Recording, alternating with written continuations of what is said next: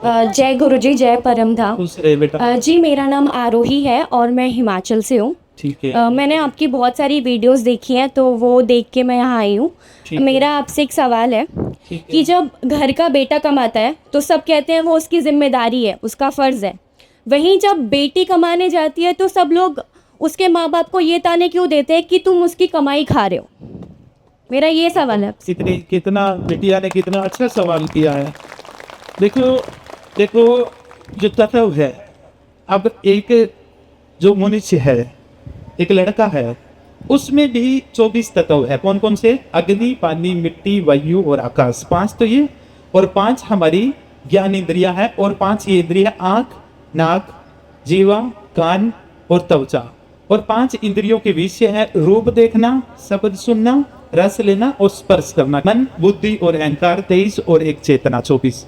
24 तत्व से ही लड़के का शरीर बना, 24 तत्व से ही लड़की का शरीर बना।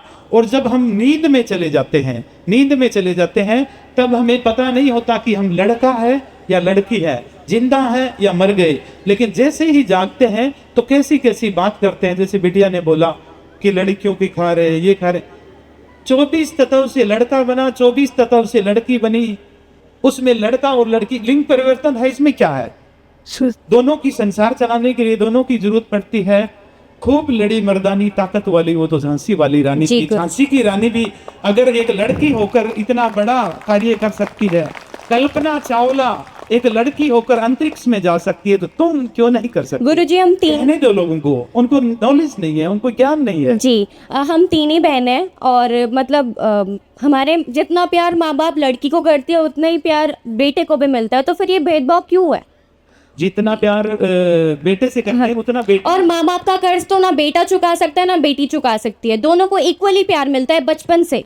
तो फिर ये दुनिया ये क्यों ताने देती है कि बेटी के पैसे खा रहे हो? जब बेटे की जिम्मेदारी है तो बेटियों की भी उतनी ही जिम्मेदारी बनती है कि मरते दम तक अपने माँ बाप के लिए करे। बिल्कुल, बेटे ने भी तो उनकी ही कोख से। और मैं सबको यही बोलूंगी यहाँ पे, चाहे आपकी शादी भी हो जाए उसके बाद भी आपको अपने माँ बाप को देखना है, क्योंकि उन्होंने आपको जन्म दिया है, पाला है, पोसा है और यहाँ तक आपको लाके खड़ा किया है। बहुत बढ़िया, बहुत अच्छा सवाल किया। और हमारा कर्तव्य है माँ बाप की सेवा करें। अगर वो ना होते तो हम कैसे दिखते? आज तुम्हारे माँ बाप नहीं होते तो अब तुम दिखाई दे रही हो सबको, तो तुम दिखाई भी नहीं देती।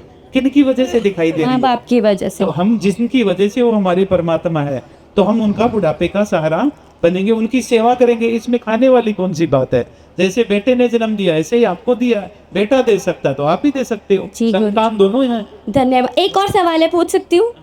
गुरुजी, मैं ना दोस्ती में बहुत जल्दी विश्वास कर लेती हूँ और मेरा बहुत विश्वास टूटा भी है। लेकिन जब मैं लोगों से बहुत करीब हो जाती हूँ, दोस्ती में बहुत ज़्यादा वो हो जाती हूँ, तो मेरे को ना बहुत सारे संकेत मिल जाते हैं कि वो इंसान मेरे लिए ठीक नहीं है। तो ऐसा क्यों होता है मेरे साथ? बहुत जल्दी मुझे पता चल जाता है कि सामने वाले की ज़िंदगी में जो मेरी अहमियत, मतलब मेरी ज़िंदगी में जो उनकी अहमियत है उनकी ज़िंदगी में मेरी नहीं है। और मुझे बहुत संकेत मिल जाते हैं और मेरी दोस्ती टिकती नहीं है गुरुजी, कभी भी नहीं टिकती। चलो अब इसके ऊपर बात करते हैं। आज हम दुखी क्यों हैं? हमारा बहुत ज्यादा सर्कल है जी। अगर हमें शांत और सुखी रहना है तो हमारी जो कॉन्टेक्ट नंबर है ना, उनको कम कर दो। फालतू के लोग है ना, उनको हटा दो। आपके जीवन में जिन लोगों की जरूरत है, उनके माता की, पिता की, भाई की, जिनकी जरूरत है उतने, और सारे देश की ये सारी ठेकेदारी अपने सर पर लेके मत चलो।